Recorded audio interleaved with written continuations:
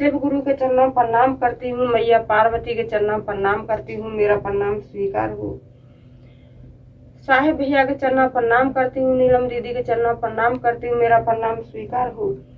सभी देवी देवताओं के चरणों पर प्रणाम करती हूँ। सभी माता पिताओं के चरणों पर प्रणाम करती हूँ। मेरा प्रणाम स्वीकार हो। सभी गुरु बहन गुरु भाइयों को प्रणाम करती हूँ। धरती माता को प्रणाम करती हूँ। मेरा प्रणाम स्वीकार हो। आइए आप सबका कमलेश भक्ति चैनल पर स्वागत है। मैं आपको एक नई कथा सुनाने जा रही हूँ। कथा बहुत सुंदर है और देवों के देव महादेव की आधी कथा नहीं सुनना चाहिए। आधी कथा सुनने पर देवों के देव महादेव का अपमान होता है, पूरी कथा सुनने पर सम्मान होता है। इसीलिए कभी भी आधी कथा नहीं सुनना चाहिए, कथा पूरी ही सुनना चाहिए। और लास्ट में कमेंट में हर हर भोले ओम नमः शिवाय जरूर लिख देना चाहिए। ओम नमः शिवाय लिखने से और बोलने से घर की सब कष्ट मुसीबत सब दूर होती हैं और घर में सुख शांति आती है और कोई चीज का घर में कमी नहीं रहता है। आइए आप सबका कमलेश भक्ति चैनल पर स्वागत है। और मैं इंस्टाग्राम पर भी हूँ, आप इंस्टाग्राम पर देखिए और फॉलो कीजिए। और आप नए हो तो मेरे चैनल को लाइक शेयर कमेंट सब्सक्राइब कीजिए और लास्ट में हर हर भोले ओम नमः शिवाय जरूर बोलिए। एक बूढ़ी अम्मा थी, तो बूढ़ी अम्मा के और 4 पुत्र थे। 4 पुत्र थे तो चारों पुत्र बड़े बुद्धिमान थे, बड़े दिमाग के तेज थे। तो बूढ़ी अम्मा थी, वो अपने देवों के देव महादेव की पूजा करती थी, गुरु की शिष्या थी। और जो बेटा थे, बेटा 4-5 बेटा थे तो चारों बेटा और जो दिमाग के एक से एक बढ़कर उन चारों के अंदर दिमाग था। तो वो क्या करते थे कि वो समुद्र में जाते थे तो समुद्र से मछली पकड़ के लाते थे और उन्हीं मछलियों का व्यापार करते थे और उसी पैसा से अपना घर का गृहस्थ चलाते थे। इसी तरीके से वो अपना बाजार में मछलियों का व्यापार करते थे। तो एक दिन और मछुआरे आए थे, वो कहने लगे कि भैया तुम रोज बाजार करते हो और तुम इतनी मछलियां कहाँ से लाते हो।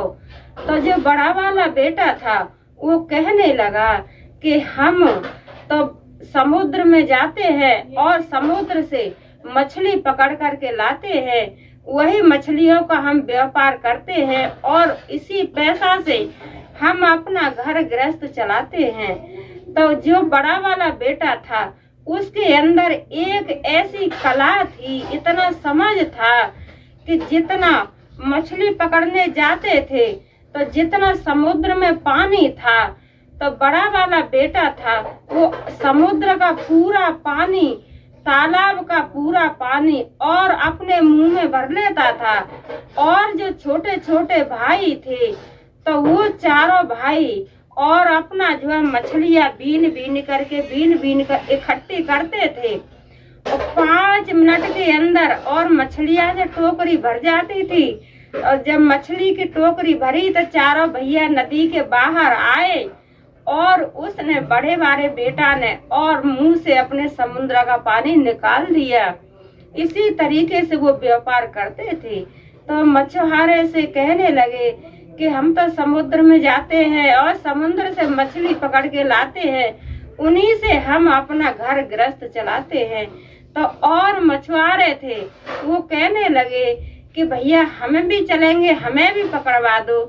तो बड़ा वाला बेटा बोला ठीक है काका, ठीक है अंकल, चलना कल और मैं समुद्र का पानी अपने मुंह में भर लूंगा और तुम जल्दी मछली जाल डाल के जल्दी और मछली इकट्ठी कर लेना। तो अगले दिन जो बुढ़िया माता का बड़ा वाला बेटा था वो गया, उसने और समुद्र का सारा पानी अपने मुंह में भर लिया और वो जो मछुआरे थे उन्होंने और अपना मछली इकट्ठी करनी, लेकिन उसने 3-4 बार कहा पहले से ही कि मैं 5 मिनट अपने मुख में और नदी का पानी भर सकता हूँ। 5 मिनट से ज्यादा आपको समुद्र के अंदर, नदी के अंदर नहीं रहना है। क्यों कि अगर मैं 5 मिनट से ज्यादा और समुद्र का पानी रोक लूंगा तो मेरा गला ही फट जाएगा। तो उसने 3-4 बार कहा कि निकलो भाई निकलो, लेकिन और मछुआरे थे वो लालच में आ गए, वो जल्दी जल्दी और ज्यादा मछलियां पीने लगे। तो क्या हुआ कि उसके बाद में और उसने समुद्र का पानी अपने मुंह से निकाल दिया।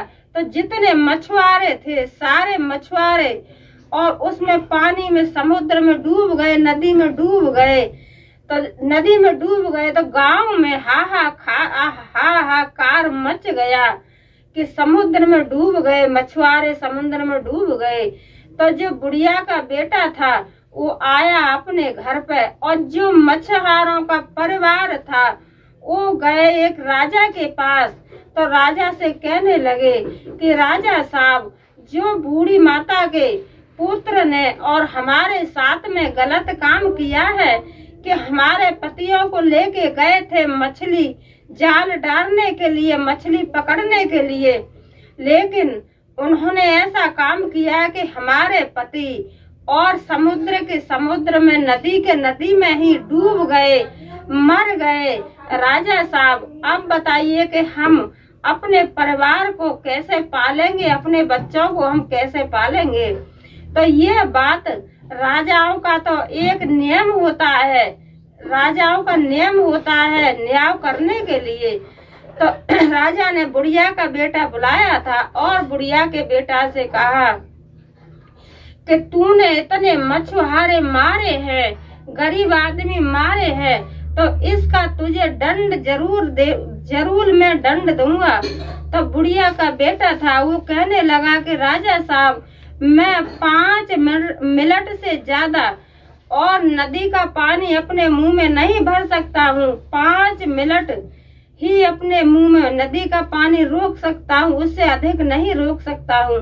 तो राजा कहने लगा कि मैं इतना सब नहीं जानता हूँ, और जो तूने गरीब आदमी मछुआरे जो मारे हैं उन्हें कहा और तुझे दंड में जरूर दूंगा, और जो तूने समुद्र में डुबा करके वो मछुआरे मारे हैं तो उसी समुद्र में मैं तुझे भी डुबा करके मारूंगा, तेरे भी प्राण लूंगा।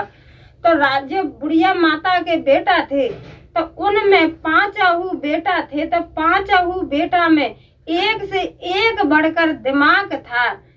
5 बेटा, एक से एक बढ़कर बेटाओं के अंदर दिमाग था।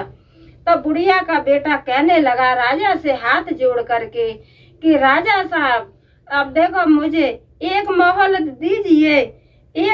दीजिए कि मैं लास्ट समय अपनी माँ से मिल के आ जाऊं, मुझे अपनी माँ से मिलना है। तो राजा जो बुढ़िया का बेटा था वो गया अपने बुढ़िया का बेटा था गया अपनी माँ के पास। तो माँ के पास जाने का तो बहाना है, जो बड़े वाले बेटा से छोटा वाला बेटा था उसके अंदर कला थी कि वो अपने पाँव को बड़ा बड़ा कर लेता था, अपना जैसे सीढ़ी जैसा बना लेता था।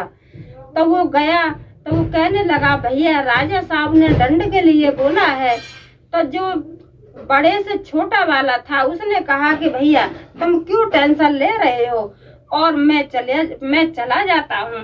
तो बुढ़िया अम्मा के बेटा थे वो हम सकल के ही थे, 5 बेटा 4 बेटा एक ही शकल के थे। तो जो राजा साहब के पास छोटा वाला बेटा गया और अपने भाई से माता से कहने लगा कि माँ तुम्हें तो पता ही है कि मेरे अंदर कितनी बड़ी कला है, मैं समुद्र में डूब ही नहीं सकता हूँ। क्यों कि मैं समुद्र के अंदर जाऊंगा तो अपने पाँव बड़े बड़े बना लूंगा अपने शक्ति से, अपनी कला से।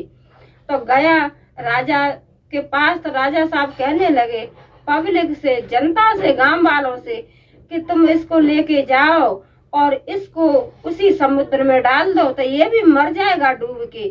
तो जो बुढ़िया माता का बेटा था उनके चारों के अंदर इतना कला थी, इतना दिमाग था, विद्याएं थी तो उसने क्या किया कि जैसे ही गांव वालों ने और समुद्र में अंदर को किया तो उसने और अपने बड़े बड़े पांव करके और उसने समुद्र अपना पार कर लिया, नदी पार कर ली। नदी पार करके और अपना आ गए। और जब बूढ़ी अम्मा थी वो तो अपने भगवान की शिष्या थी, तो अपने वो तो देवों के देव महादेव से और अपना विनती करती रही, दया मांगती रही, हे भोले बाबा मेरे बच्चों पर दया कीजिए, हे शिव गुरु मेरे बेटों पर दया कीजिए भोले बाबा। इसी तरीके से बुढ़िया माता अपना पूजा पाठ करती रही, 3 सूत्र का पालन करती रही। तो फिर राजा के पास आया तो राजा कहने लगा कि अरे भाई समुद्र में इतने पब्लिक इतने मछुआरे मर गए, लेकिन तू तो समुद्र में डूबा नहीं, तू तो बाहर आ गया।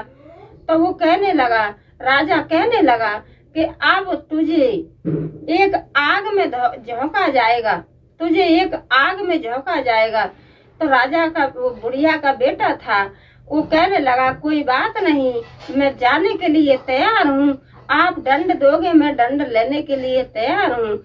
लेकिन इस बात को पूरा गांव नहीं जानता था, कोई नहीं जानता था कि बुढ़िया माता के जो बेटा है वो एक विद्या ले चुके हैं, उनके अंदर शक्तियां हैं।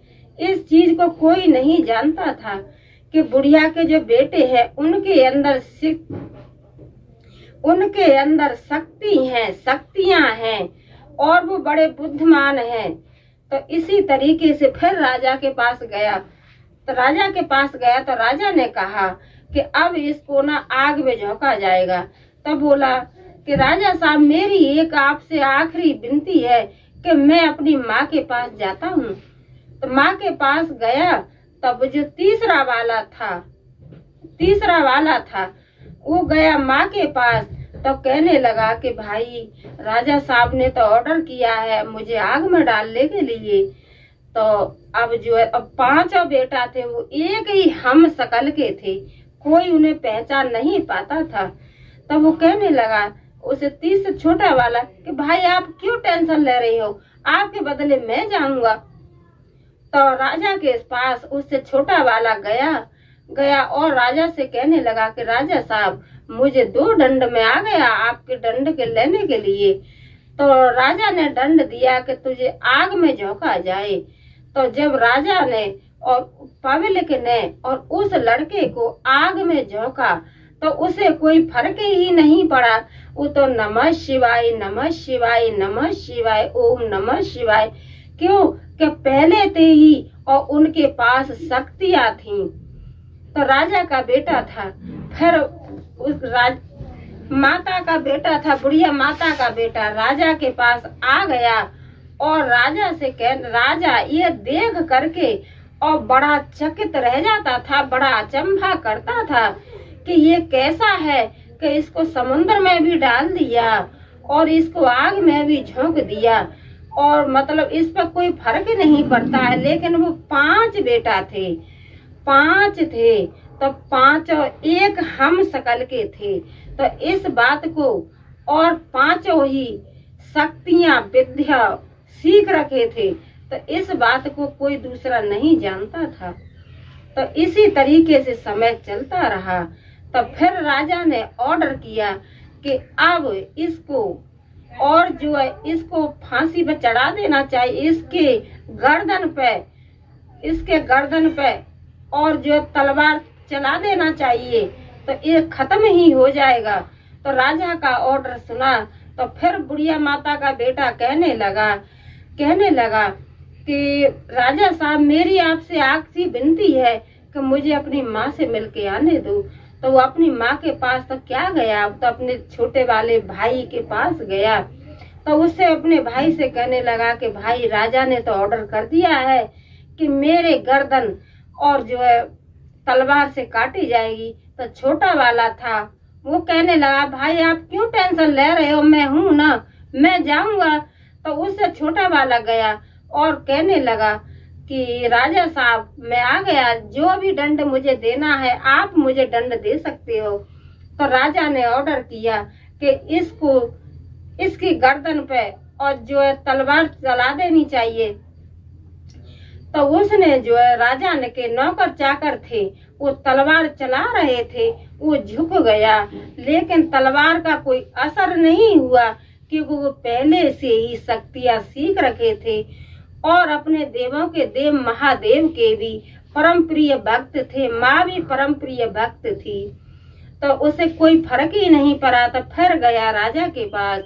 तो राजा देख करके बड़ा अचंभा करने लगे, बड़ा सोच करने लगे, सोच में डूब गए कि इस लड़का के पास ऐसी कौन सी शक्ति है, ऐसी कौन सी विद्या सीख रखा है कि इसको मैं इतना दंड दे दिया लेकिन इस पे अब कोई असर ही नहीं हो रहा है।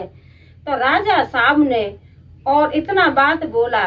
तो फिर कहने लगा, राजा का बुढ़िया माता का बेटा अपने घर आ गया तो अपनी माँ से आकर के कहने लगा कि भाई हे माता, अब यहाँ पर हमें ये गांव वाले जीने नहीं देंगे, अब हमें ये गांव छोड़ना ही पड़ेगा। तो माँ कहने लगी कि बेटा आप किस लिए टेंशन लेते हो, किस लिए सोच विचार करते हो। जो भी भोले बाबा का भक्त होता है वो कभी भी कहीं भी मार नहीं खाता है, उलझन में फंस जाता है कोई बात नहीं, लेकिन रास्ता में फंस जाता है, रास्ता में बहुत तेरे मोड़ आते हैं, लेकिन भोले बाबा की कृपा से जो मोड़ हैं वो भी सीधे बन जाते हैं, जो कांटे हैं वो भी फूल बन जाते हैं। तो बेटा हिम्मत नहीं हारना चाहिए और भगवान हमारे भोले बाबा हमारे साथ हैं और हम भोले के साथ हैं। ये दुनिया वाले, हमारा गांव वाले कुछ नहीं बिगाड़ सकते हैं। तो हे देवों के देव महादेव, जैसे आपने उन बुढ़िया माता की मनोकामना पूर्ण की, पांचों बेटों की मनोकामना पूर्ण की, ऐसे ही सभी भक्तों की मनोकामना पूर्ण करना। हे भोले बाबा सबको खुश रखना। बोलो शंकर भगवान की जय, बोलो मैया पार्वती की जय, बोलो सच्चे दरबार की जय। हर हर महादेव।